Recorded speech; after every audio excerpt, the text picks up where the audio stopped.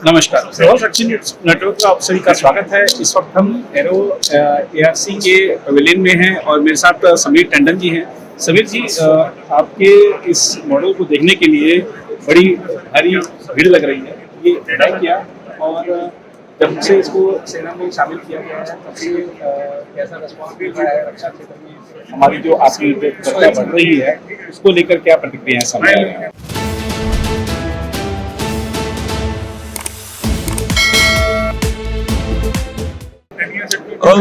ये जो मॉडल आप देख रहे हैं इसको हम रोबोटिक म्यूल कहते हैं। जी, म्यूल का मतलब होता है मल्टी यूटिलिटी इक्विपमेंट। जी, ये आपने सही कहा, भारत से भारतीय सेना में अभी ऑलरेडी इंजेक्टेड है।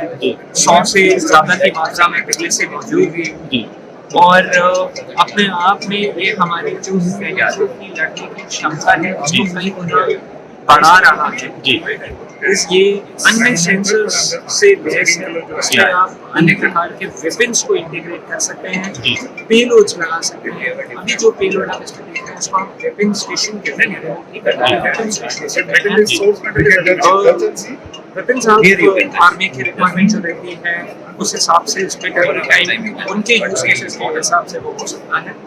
12 किलो तक का ये पेलोड ले सकता है। ये क्षमता रखता है जीएस की मदद से रॉबर वेपन स्टेशन दोनों को ऑपरेट करके किसी भी रिमोट एरिया में या किसी भी खतरे के ऐसे एरिया में से टारगेट को ढूंढ के उसको आइडेंटिफाई करके लॉक करके न्यूट्रलाइज करना और ये सुरक्षित अपने मिशन को अंजाम देके वापस आ सकते हैं।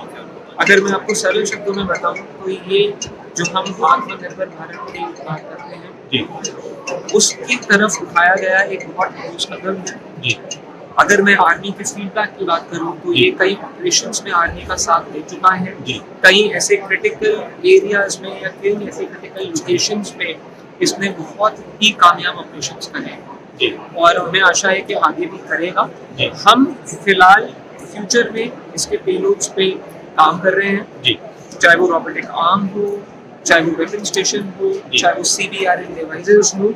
हमारा मेन लक्ष्य ये है कि किस प्रकार हम अपनी कंपनी के माध्यम से आर्मी को, डिफेंस फोर्सेस को और कितना मजबूत बना सकें और हमारे सैनिकों के बल को कैसे बढ़ा सकें। जी, तो इसके मतलब नेक्स्ट जिन पे आप लोग काम कर रहे हैं। जी, और एक चीज़ और कि जब हम बात करते हैं कि स्वदेशी की, तो ये क्या पूरी तरह से स्वदेशी है या इसमें कुछ ही है अंशी भार? नहीं सर, इसमें हम इसको यही रिसर्च करते हैं और हम यही पे सब कुछ करते हैं। जी, और एक चीज़ और देखने को मिल रही है कि सरकार जो घरेलू रक्षा कंपनियां हैं उनको बढ़ावा देने के लिए रक्षा खरीद को बढ़ा रही है। आपको लगता है कि ये जो नीतियां हैं सही दिशा में हैं? बिल्कुल है सर, इससे कंपनियों को बहुत मनोबल मिलता है। सरकार एक ट्रस्ट जो बिल्डअप हुआ है इंडिया की डिफेंस इंडस्ट्री में सरकार का, वो बहुत जरूरी है। और जो चीज हमारे घर में रहे, जो टेक्नोलॉजी घर से ही उठने और घर में ही रहे, तो उसका आगे चल के बहुत फायदा होगा।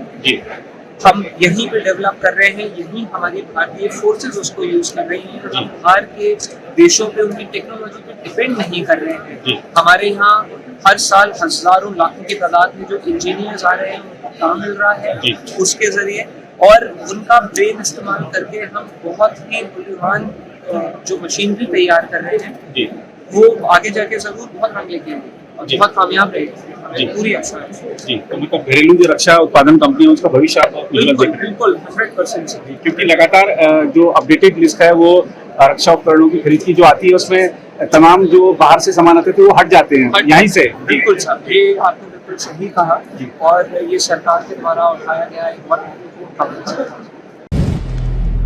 अगर आप भी लेना चाहते हैं देश दुनिया की तमाम जानकारी तो आज ही सब्सक्राइब करें हमारे चैनल को। साथ ही नीचे दिए बेल आइकन को जरूर दबाएं ताकि हर अपडेट आप तक पहुंच सके।